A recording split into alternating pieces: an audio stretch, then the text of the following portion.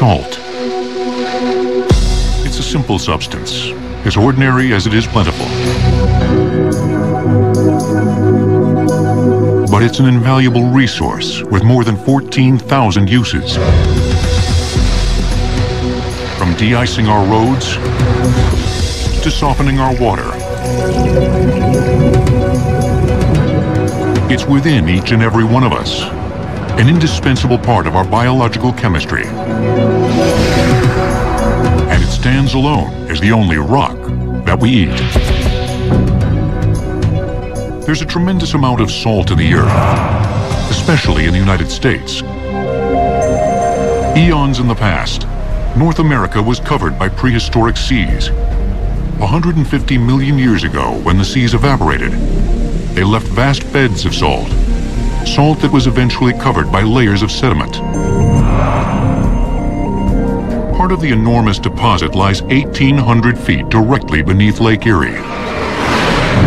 Workers at Cargill De-icing Technologies salt mine in Cleveland, Ohio, are busy tapping it.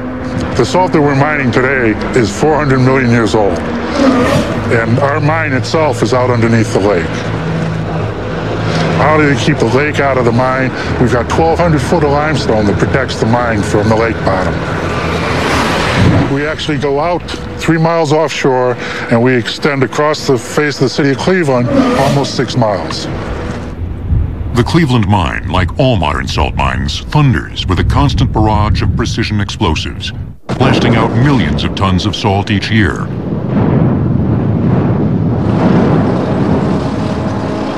Nearly half of the salt produced in the United States is quarried in this way. The workers who make it all happen begin by taking a ride from the surface to the vast subterranean chamber below. The service cage is used for transporting personnel and supplies into the mine. We're going down 1,800 feet, dropping at 500 feet a minute, and it will take us approximately 3.5 minutes to get to the bottom. The subterranean world at the bottom of the shaft takes 25 minutes to traverse. A network of tunnels links chambers excavated in the last half-century. Pillars of pure salt support the roof of each cavernous room. Behind me, you see the room and pillar method that we utilize here. This pillar is 30 feet wide, 20 feet thick, and 20 feet tall. It's solid salt that we leave behind to help support the ground conditions here in the mine. Helps create a safe work environment for the employees. The sturdy pillars prevent everything up there from collapsing down here, enabling workers to go about the business of extracting 10,000 tons of salt from the mine every day. A crewman operating a machine called a scaler starts the process. He preps a chamber for the blasting team by scraping away loose chunks of salt from the roof and walls. Next, a rig called a bolter inserts metal rods into the chamber roof at strategic spots. This compresses the rock, helping the ceiling to remain intact as the face of the wall is detonated. The bolter installs 10 rods, each capable of anchoring about 25,000 pounds. This is a 6-foot bolt, 3/4 inch wrought iron. Once the drill's hold, we take resin, basically for anchoring the bolt, stick the resin in the hole, put a 6x6 plate on top of the bolt. After the bolter finishes prepping the roof, a machine called a smag operator starts prepping the wall to be blasted. A smag operator is a machine that has 3 11-inch auger drills that are carbide tipped. They drill approximately 24 feet deep. The machine drills 6 holes in all. They'll remain empty to leave room for the exploding salt to expand. Next, workers drill dozens of additional holes, just as deep, but only 2 inches wide. These will house the explosive charges. We're drilling 50 holes per face, and we have to drill in a certain pattern. Basically, we're 4.5 feet from each hole. Next, the powder crew takes over. loading each of the 50 holes with ammonium nitrate, or AM foam. We have the AM foam put in a pot. We have 50 caps and 50 boosters. Put your booster on your cap first, and then once you put the caps in, you put your ANFO in, which is in a hose. Basically, you're packing the ANFO into the hole. Make sure it's tight, so when it detonates, it's a tight explosion and it blows out every piece of salt. The center of this room, which we refer to as the burn, will shoot first, and then the rest of the room will shoot towards the center on a delayed basis. When it is completed, we'll have anywhere from 800 to 1,000 tons on the ground. Once the fuse is tied on, the shot crew will come down, light the fuse, and they'll leave the unit. 16 hours of demanding work now boils down to one critical instant.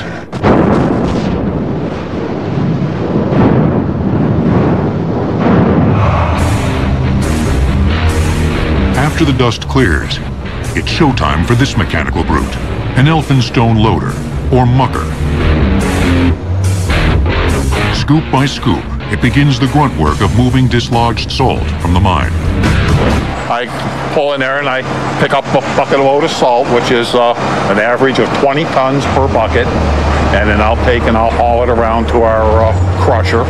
We call it a stammler, but it crushes up the salt into smaller pieces, and then I'll come around and I'll get another load, and I'll just keep repeating this until I empty this whole section out. The elphinstone loader and all the heavy machinery here was lowered into the mine in pieces and then reassembled. None of the multi-million-dollar rigs will ever emerge from the mine.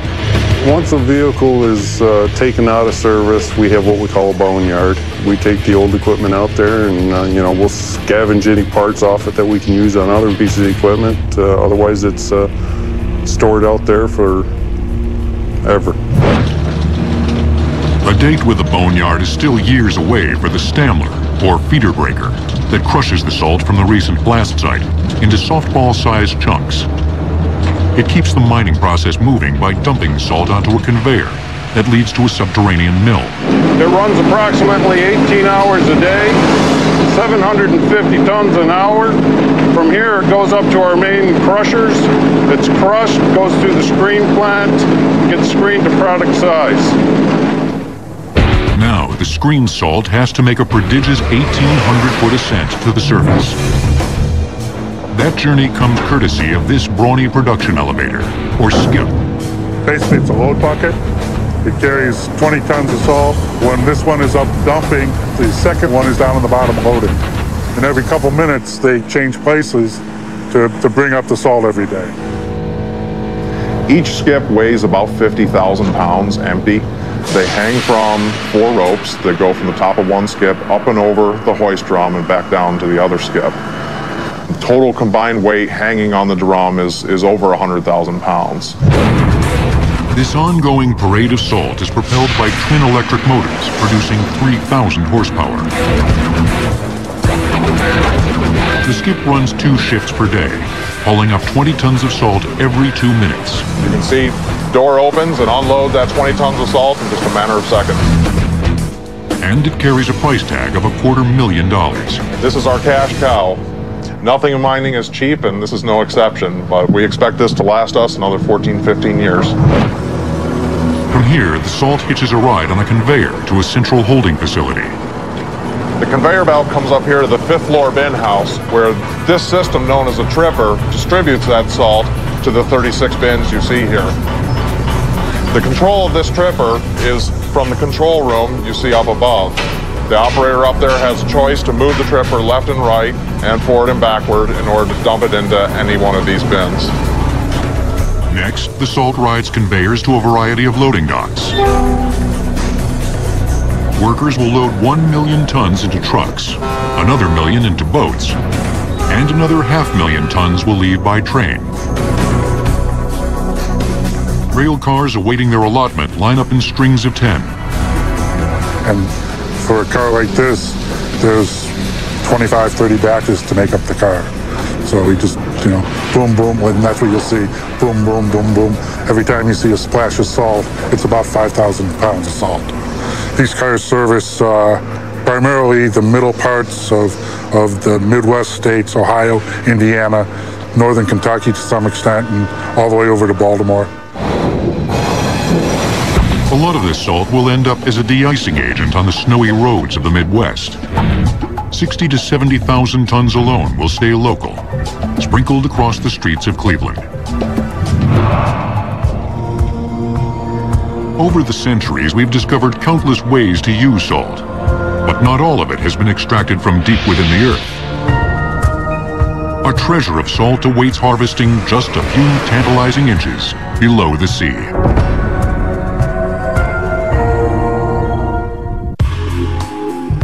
Salt, the general of foods, as one ancient writer described it, is usually thought of as something we sprinkle on meals.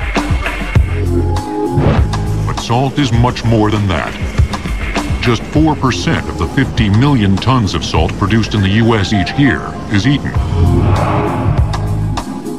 The chemical properties of salt help prevent our household pipes from clogging by changing hard water to soft water.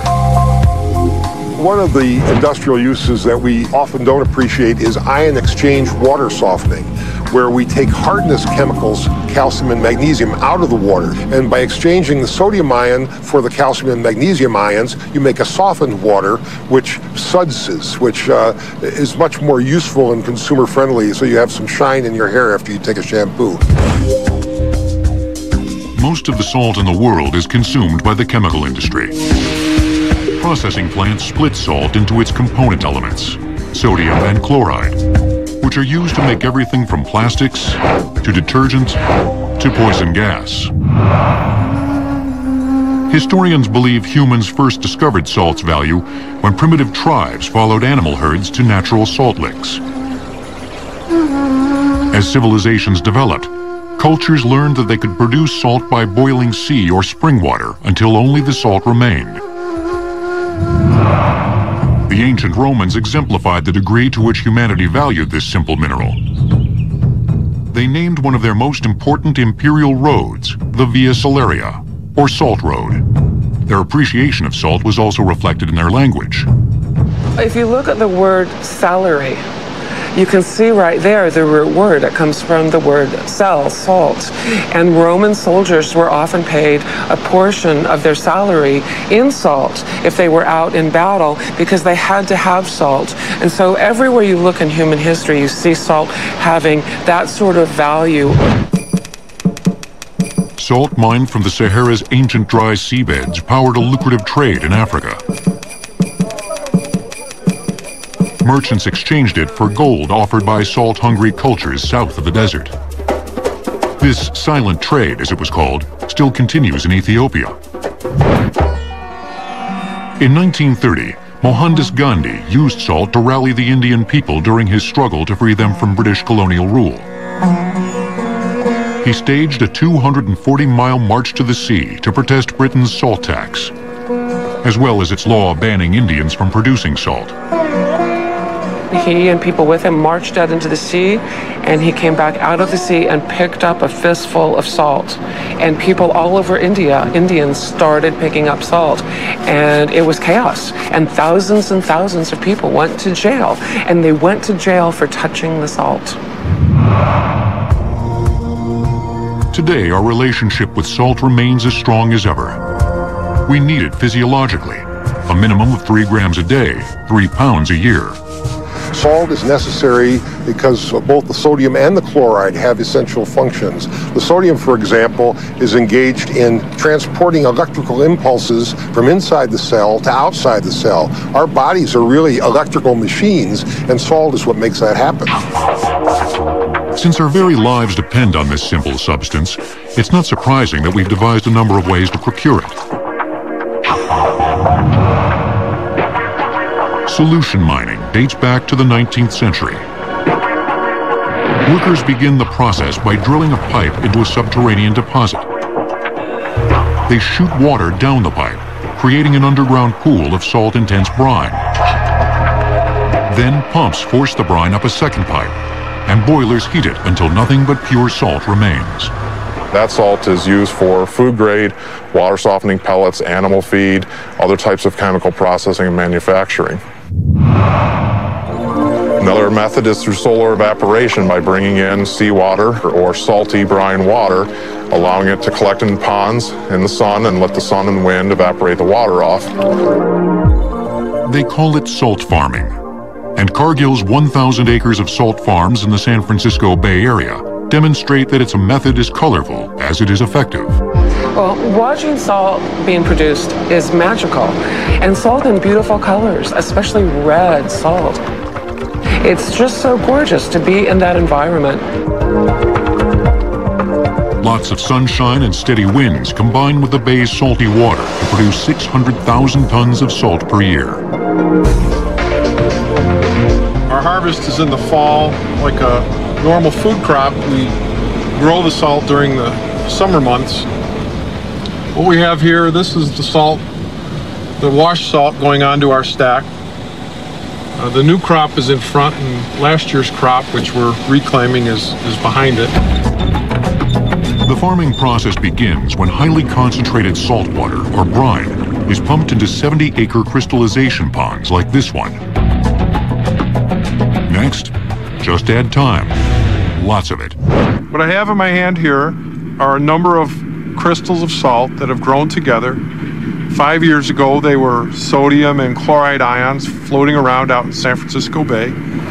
And we pump the bay water into our system, into our concentrators. And we pump it around for 5 years until it's concentrated enough to grow a crop of salt. It looks like it's going to be a good harvest this year. The crystals are large, and that's a sign of a good crop. The Bay Area is ideal for salt production because of all these strong winds that comes usually after noon.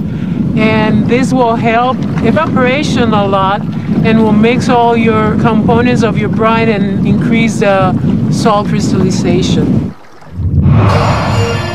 Salt-loving bacteria also accelerate the evaporation process. These plentiful bacteria, along with millions of tiny single-celled plants, also infuse the brine with its signature color. Color of the brine is given by different organisms. Usually we have the red, the orange, and the pink, and that will be dependent on what kind of either bacteria or blue-green algae. Biologists constantly monitor the salinity of the brine, which must remain within a narrow spectrum to produce the highest quality salt. Left unchecked, the microorganisms can make the brine too salty, and an overabundance of rain can dilute the brine. When the crop is mature, the exposed salt bed is 5 to 7 inches thick.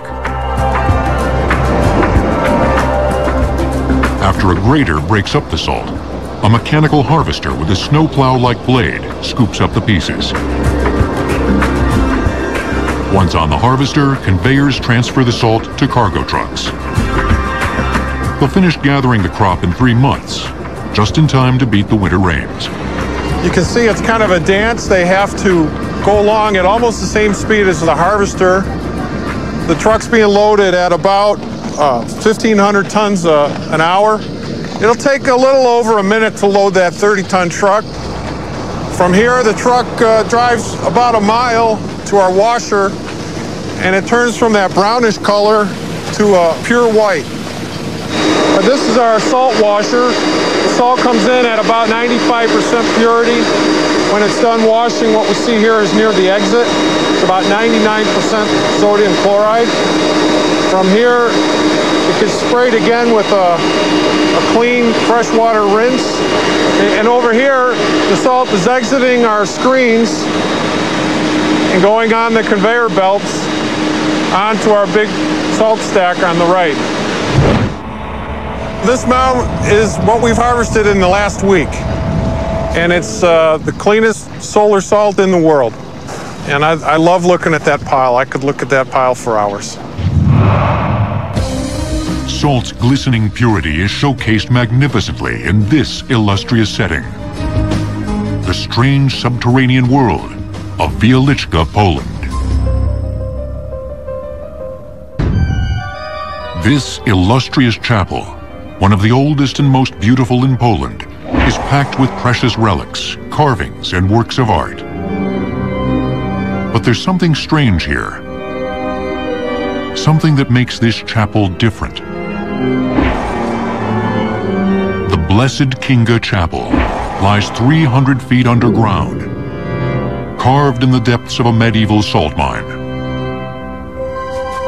Everything in it, the walls, floor, chandeliers, altar, and works of art, was crafted by miners from pure salt. Visitors can see many reliefs, beautiful reliefs and figures. Miners only made the decoration of the chapel.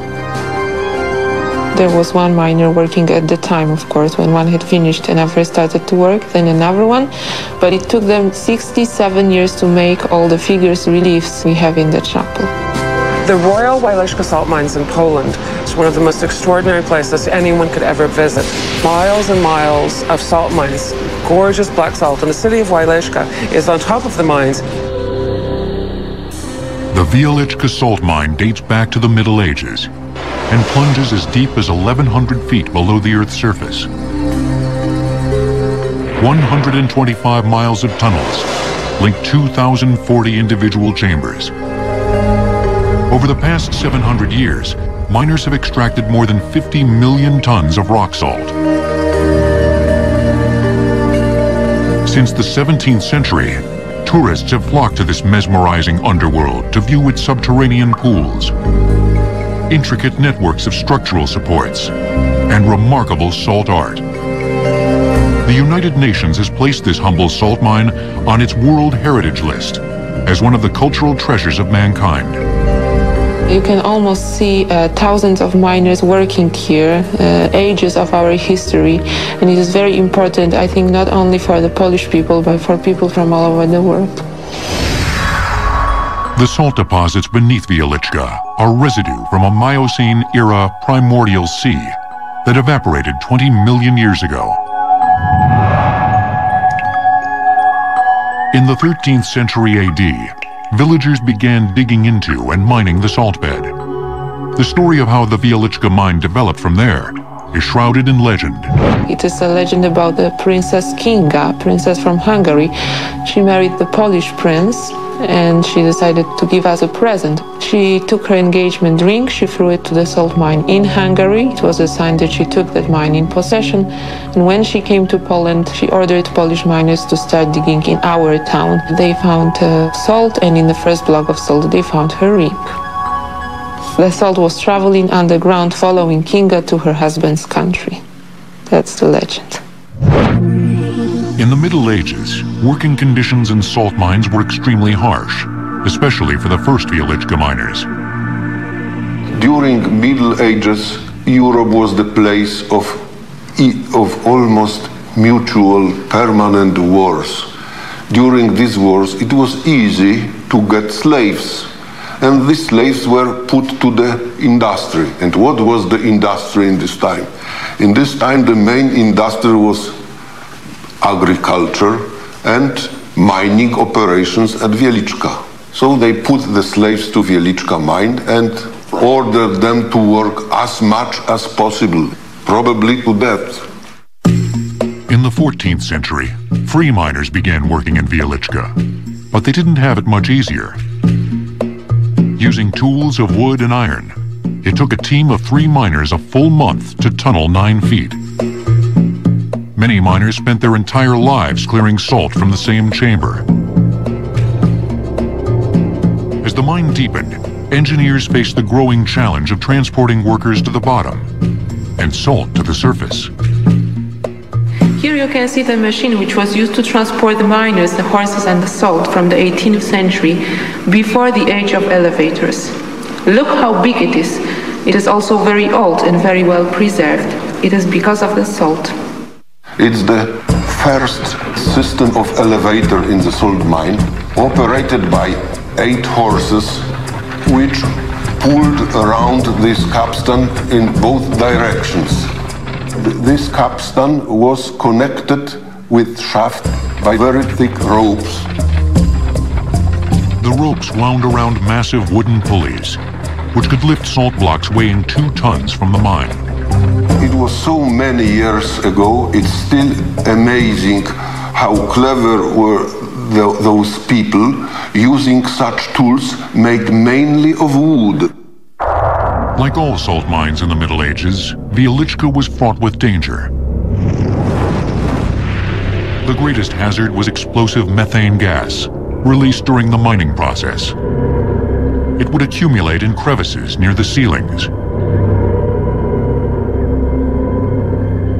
The miners most at risk were the so-called penitents, who used long torches to burn off the pockets of gas. They earned the nickname because of the way they stretched out on remote ledges, as if appealing to God.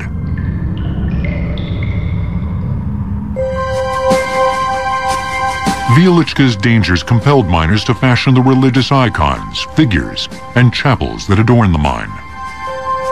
In 1689, workers began seeking the divine protection of the mine's patron saint in daily services.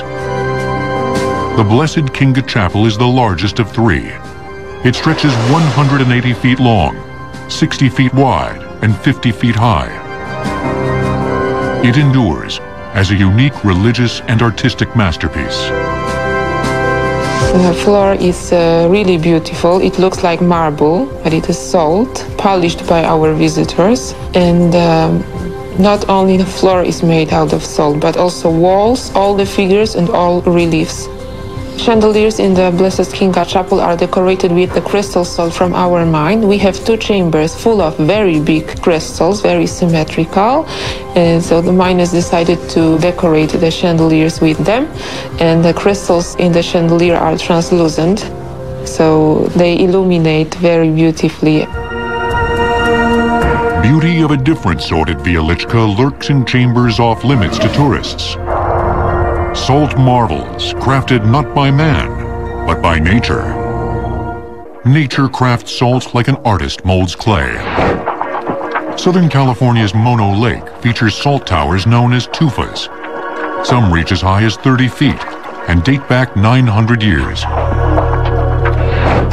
On Bolivia's Altiplano, the plateau where the Andes are at their widest, lies the Uyuni Salt Flat, the largest salt bed in the world. The salt layer penetrates down more than 30 feet and weighs a staggering 64 billion tons. And some of salt's most intriguing natural formations lurk in Poland's Wieliczka salt mine, at the end of obscure passageways off limits to tourists. We would like to show other parts of the mine to the public, but it is dangerous. We have carbon monoxide, methane in this mine. Some corridors are very slow and they are going to collapse in the future. So unfortunately, the real mine is closed for the visitors. The real mine is an untamed and captivating environment,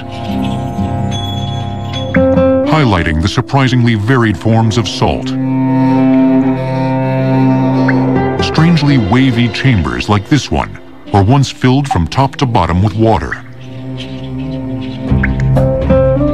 The water was siphoned out and crystallized into salt, leaving a desolate moonscape.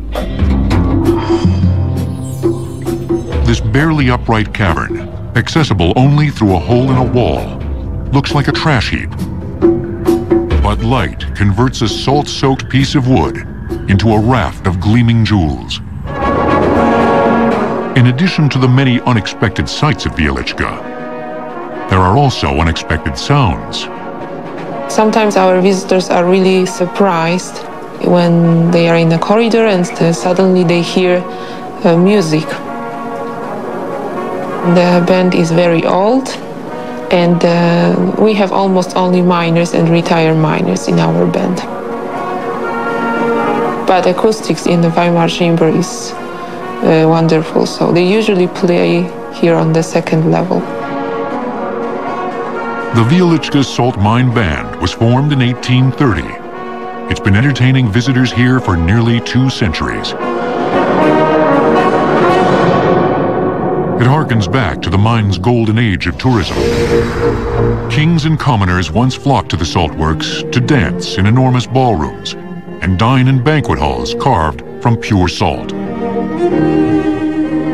Royal guests could tour the mine on a subterranean railway in velvet-upholstered cars. Visitors could also explore the wonders of Wieliczka by boat, rowing through brine grottos and lakes like this one, along a system of canals.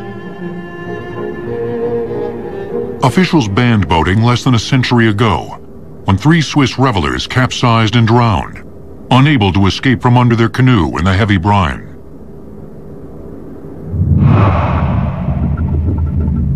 Not everyone who ventured within the Wieliczka mine came willingly. Toward the end of the Second World War, the Nazis herded Jewish captives here. The Germans' plan was to convert this towering chamber into an airplane parts factory, in which the Jews would labor.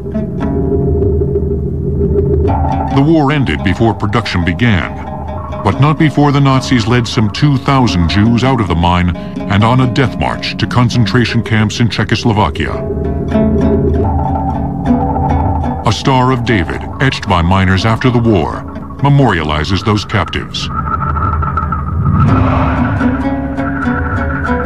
Today, this unique underworld, so rich with history, threatens to become history itself.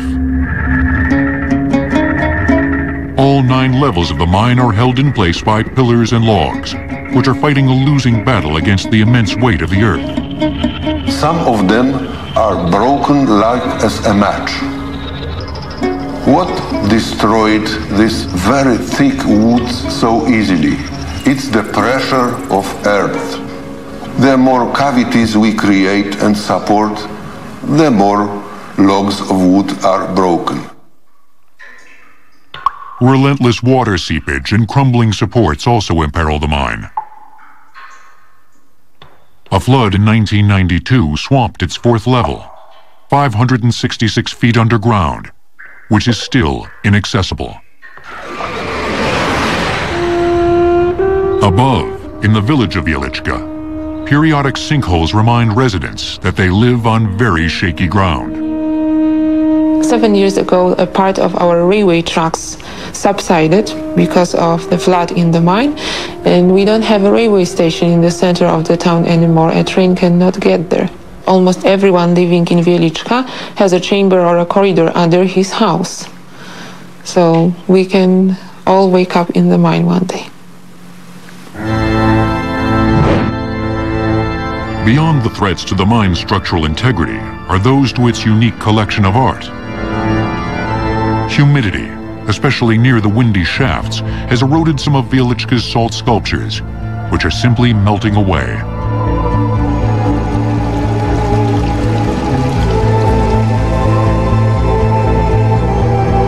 Ironically, while the mine itself is ailing, it's providing a cure for respiratory patients from around Europe, who come here to take in the salty air. Of all the sites in Wieliczka, this might be the strangest, an 80-bed sanatorium on the 5th level, 650 feet underground. We have many people suffering from asthma, bronchitis and allergies, resting and breathing. It is very healthy for them to spend some time underground in the salt mine, because the air in the salt mine is very clean, almost free of bacteria and completely free of fungi. Wieliczka isn't the only salt mine with a few surprises. During World War II, the Nazis converted one salt mine into their own version of Fort Knox. Although we may think of salt as a kind of food, over the centuries it's played a more important role as a food preservative. Before refrigeration, people packed fish, meat, and other perishables in salt as a safeguard against famine. In the 20th century, as we sought to preserve goods beyond food, we found an ideal solution in the mines where salt originated. The temperature is very even in the salt mine, and the humidity is very even, which is very important. 645 feet beneath the Kansas prairie, a salt mine doubles as an enormous warehouse. 28 acres of storage space are entombed in a salt deposit 100 miles long, 40 miles wide, and 325 feet thick. Clients store everything here, from 19th century newspapers to tax records and secret government documents. One of the facility's greatest treasures comes from Hollywood. Reel after reel of original film negatives, from The Wizard of Oz to Star Wars. Among the first to exploit salt mines as long-term warehouses were the Nazis. Near the end of World War II, the Allies discovered they had been using mines throughout the Third Reich to store the plunder of conquest. The Nazis stashed their greatest treasures in a salt mine in the village of Merkers, southwest of Berlin. 1,200 feet underground, the maze of tunnels and chambers made for an exceptional hiding place. In March 1945, American troops advancing through Merkers discovered the hideaway, but only because of a chance encounter with the locals. There were two ladies walking along the road, and some MPs gave them a ride, and they said, "Oh, well, have you found the mine with the gold yet?" And so that was the first word they had. And then after a little while, some soldiers turned up with helmets full of gold coins. After dynamiting their way into shaft number 3 of the Merkers mine, the Americans were stunned by what they found. The entire gold reserve of the Third Reich. 100 tons of gold bullion, countless sacks of gold coins, and bales of international currency, including 2 million American dollars, 100 million French francs, and 3 billion German marks. An Austrian salt mine in the tiny village of Alt-Aussee served as a hideout for a different kind of Nazi treasure. Adolf Hitler's personal collection of paintings and other works of art. The Germans had systematically pilfered most of them from the European nations they'd conquered. The people who'd gone to check it out in the first place had found a little chapel there, and in the chapel were a bunch of oil paintings which had been hanging there since 1933, and this was 1945, and they were in just perfect condition, so they realized that this was a very good place to store works of art. Warehoused in the salt mine were such masterworks as Vermeer's self-portrait in the studio, the Ghent altarpiece by Van Eyck, and the Bruges Madonna by Michelangelo. The Nazis had stolen the Madonna from Brussels in a nighttime raid and transported it across Europe wrapped in a mattress. The sculpture was still in the mattress when American soldiers found it in Alt-Aussee. But it wasn't the only treasure stored there in a way that belied its pricelessness. The Ghent altarpiece was taken apart in separate panels and sort of sitting on a little wooden scaffolding. But for the officers going into this Aladdin's cave, it was just a remarkable and very emotional experience, because these were things they'd studied all their lives, and here they were in this very peculiar situation. Make that a precarious situation. The precious works of art were nearly destroyed in the last days of the war. Just days before the Allies arrived, Nazi soldiers placed 100-pound bombs throughout the mine. But German miners and curators saved the day, detonating smaller decoy bombs to deceive the SS. Later, demolition experts removed the real bombs. It seemed to take forever to get them out of these long, long tunnels, and they put them in a big heap outside of the mine. It's quite an amusing picture of them later on, all sitting on these bombs. But they did save both the mine and the incredible treasures that were inside. In the many decades since World War II, salt mines have continued to prove invaluable as mass storage facilities. Energy providers use them as gargantuan fuel tanks. For example, we have our strategic petroleum reserve in salt caverns. Many areas have excavated caverns for the storage of natural gas, which is put under pressure in those. Deep below the New Mexico desert, a salt mine functions as America's solution to one of its most critical storage problems. Since 1999, Department of Energy transport trucks have been delivering containers of nuclear waste to this waste dump, known as WIPP. WIPP stands for the Waste Isolation Pilot Plant.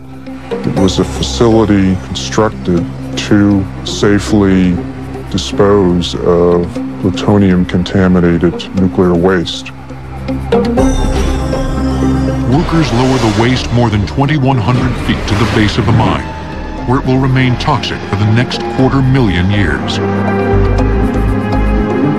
9 miles of tunnels link disposal rooms 13 feet high, 33 feet wide, and 300 feet long.